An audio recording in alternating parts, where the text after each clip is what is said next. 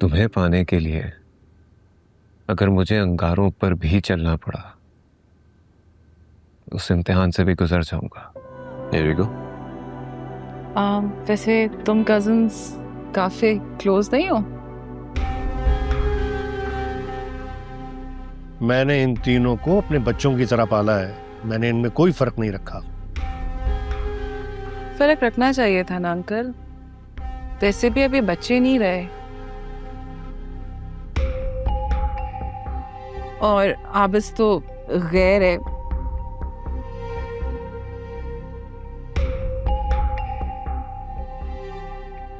मतलब मेरे कहने का मतलब है कि अल्लाह ने रिश्तों में फासले किसी वजह से बनाए ना।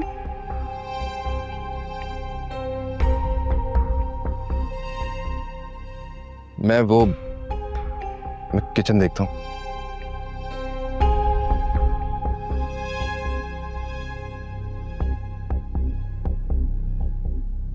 जीनिया, बेटा आओ मेरे पास बैठ।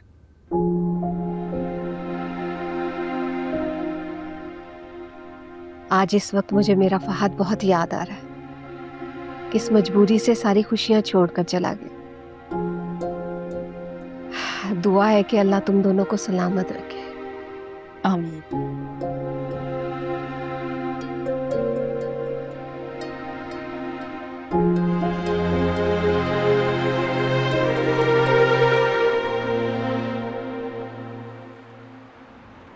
साथ हफ्सा की बातों की वजह से जीनिया का मूड इतना खराब था, इसीलिए मैं वहाँ पर रुकना चाह रही थी। आप मुझे रुकने देते, एक रात की तो बात थी। हेला, मैं भी तो यही कह रहा हूँ ना कि एक रात से क्या फर्क पड़ता है, कल चले जाएंगे। कल चले जाएंगे? कल कैसे जा सकते हैं? हफ्सा की दावत है कल। तो चंद दिन बाद चले जाएंगे, हनीमून के बाद चले जाएंगे। What's the big deal?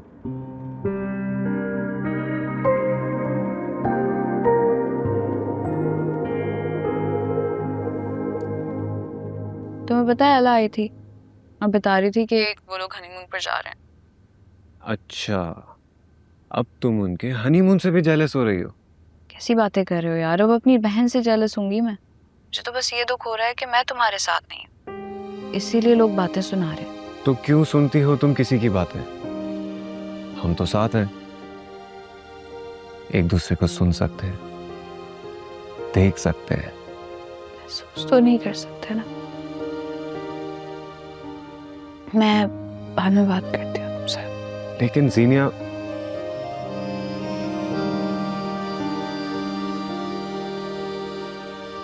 अला, तुम्हें अंदाजा नहीं है तुम्हारी मेरी जिंदगी में क्या अहमियत है।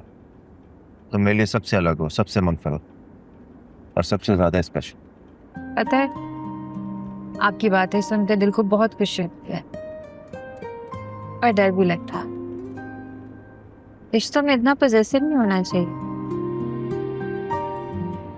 ठीक है, नहीं होता। वैसे अच्छा भी लगता है क्या? आपका इस तरह से पॉजिटिव होना मेरे लिए। हाँ, you guys are always confused. पता ही नहीं है कि चाहिए क्या। अब तो ओके। तुम्हें पाने के लिए अगर मुझे अंगारों पर भी चलना पड़ा, उस इम्तिहान से भी गुजर जाऊंगा। चाहे मेरा पूरा वजूद अंगारों पर जल जाए।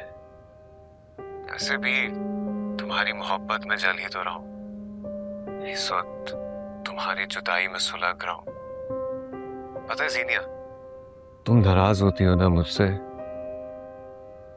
और जब इस तरह मेरा फोन नहीं उठाती हो, तुम्हारे तस्वर को मनाता रहता हूँ, माफी मांगता रहता हूँ। सच बताऊं तो दिल ही नहीं लग रहा है। इतना बड़ा शिकागो, ऐसा फील कर रहा हूं जैसे एक अगवा किया हुआ बच्चा हो, अपनों से दूर, सबसे अलग।